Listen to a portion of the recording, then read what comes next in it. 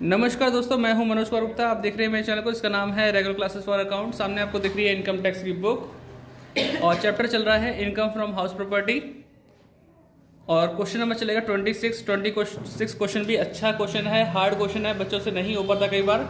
तो देखिए जरा, अगर आपने पहले ट्राई कर रखा है और हो गया तो बहुत अच्छे बच्चे हो आप इसमें, और नहीं हो पाया तो अब देख लो कैसे होगा।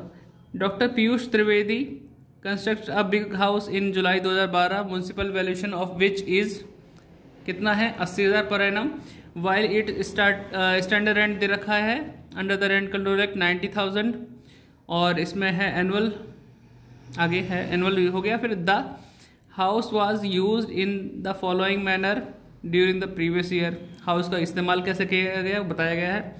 पहला part 25% portion for self residence, 25% portion for self office, 25% portion let out for residential purpose 2,000 per month, 25% portion let out to commercial firm 2,000 per month के हिसाब से। तो 4 पोर्शन है जिसमें से ये सेकंड वाला तो आप आराम से लिख सकते हो, this income is not consider in this head, इसमें इतना ही लिखना है। बाकी 3 हमें सॉल्व करने पड़ेंगे। आगे में दे रखा the other particular of the house are as follows.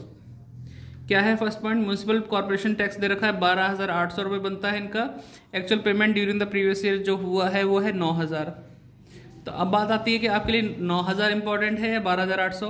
तो जितना हमने पे कर दिया वो आएगा। और एक चीज वीडियो पूरा देखा करो, कई बातें जो होती है मैं क्वेश्चन पढ़ते पढ़ते बता देता हूँ, आप सॉल्यूशन में जाओगे तो उसमें इतना क्लियरिफिकेशन नहीं मिल पाता, इसलिए आप ध्यान रखिए। 9,000 रुपये आएगा म्यूनसिपल टैक्स जो लेस होगा, लेकिन इसका भी अब परसेंटेज सॉल्व करोगे अलग अलग 25% वगैरह, ठीक है। आगे बढ़ते हैं। रिपेयर दे रखा है, ग्राउंड रेंट दे रखा है, एनुअल चार्ज दे रखा है, fire insurance, rent collection charges, इससे कुछ नहीं मतलब हमारे।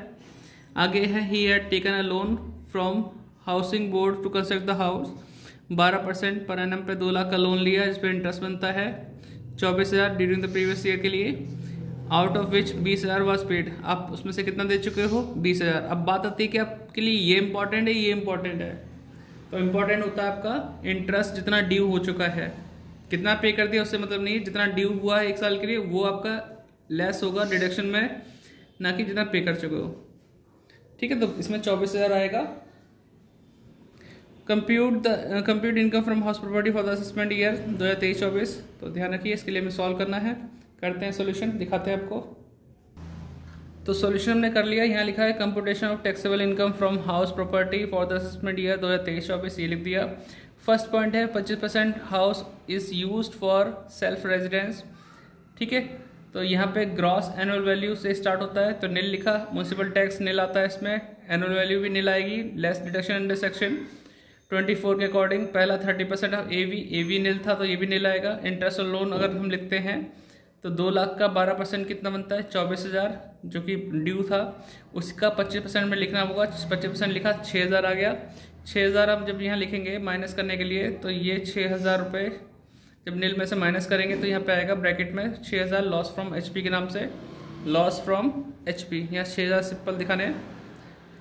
आगे आता है second point, 25% house is used for self office, office अपने ऑफिस के लिए यूज़ कर रहा है तो वो बिजनेस प्रोफेशन के अंदर आ जाता है, वो चीज़ उसमें सॉल्व होगा। यहाँ कोई इनकम इससे नहीं हो रही, हाउस प्रॉपर्टी वाली इनकम कैलकुलेट नहीं होगी इसमें, तो लिखेंगे this income is not consider in this head, ये लाइन लिख के छोड़ दो। आगे बढ़ते हैं। सी, आपको जैसे मैं बता रहा हूँ आप इसे पॉज करके नोट करते रहना, वरना ये फ्रेम अलग बदल जाएगा, फिर आप नहीं लिख पाएंगे। 25% of house is used for let out, आप किराए दे रहे हो तो म्यूनसिपल वैल्यू दे रखा था इसमें 80,000, उसका 25% निकाला 20,000 आ गया। फेयर रेंट हमें नहीं दे रखा नील, एक्चुअल रेंट 2,000 × 12 करके 24,000 आ गया। स्टैंडर्ड रेंट हमारा 90,000 था, उसका 25% निकाला 22,500 आ गया, ठीक। इतना करने के बाद आगे पेज पलटते हैं। एक्सपेक्टेड कैसे आएगा, ये आया 22,500, लेकिन कैसे आया देखो जरा इधर। म्यूनसिपल वैल्यू और फेयर रेंट दोनों में से ज्यादा क्या है 20,000, लेकिन ये अमाउंट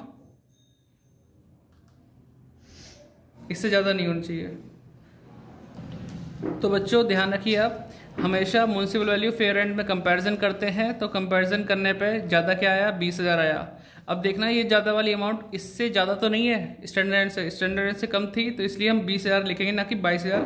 तो मिस्टेक मैंने सही कर दी है, जो मिस्टेक दिखाई दी पहले आपको। तो यहाँ पे 20,000 आएगी आपकी एक्सपेक्टेड रेंट में, ठीक है, ना कि 22,500। एक्चुअल रेंट कितना आएगा, जो पीछे दे रखा 24,000 वो सेम टू सेम। इन दोनों में से ज़्यादा क्या है, 24,000, उसे हमने लिखा ग्रॉस एनुअल वैल्यू में। लेस म्यूनसिपल टैक्स, ठीक है, म्यूनसिपल टैक्स कितना है, 9,000 था जो पे किया गया था, उसका 25% 2,250, ठीक, इसे माइनस किया 21,750 आ गया। Less deduction under section 24 30% of AV, इसका 30% निकाला।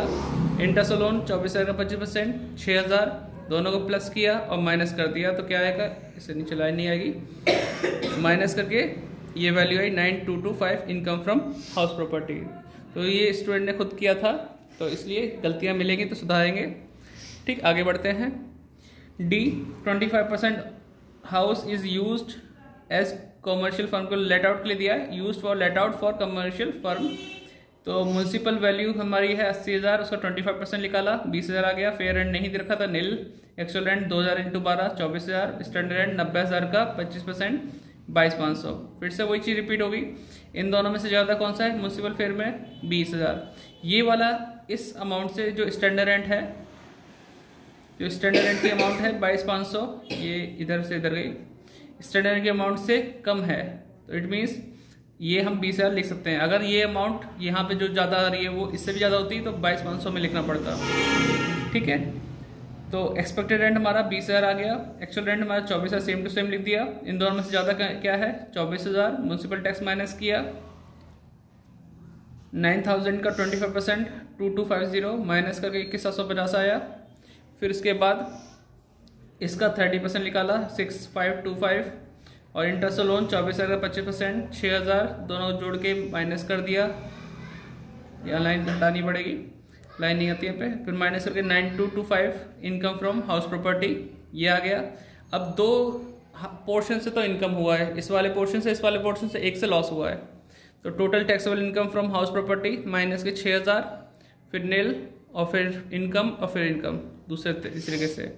तो इनकम प्लस कर देंगे, इसे माइनस कर देंगे, तो हमारा नेट आंसर आएगा 12,450 इनकम फ्रॉम हाउस प्रॉपर्टी। ये हमारा आंसर है, ठीक है। समझ में आया होगा तो आप इसे नोट डाउन कर लो। पूरे फ्रेम में तो क्वेश्चन नहीं आने का, एक बार ट्राई करता हूँ।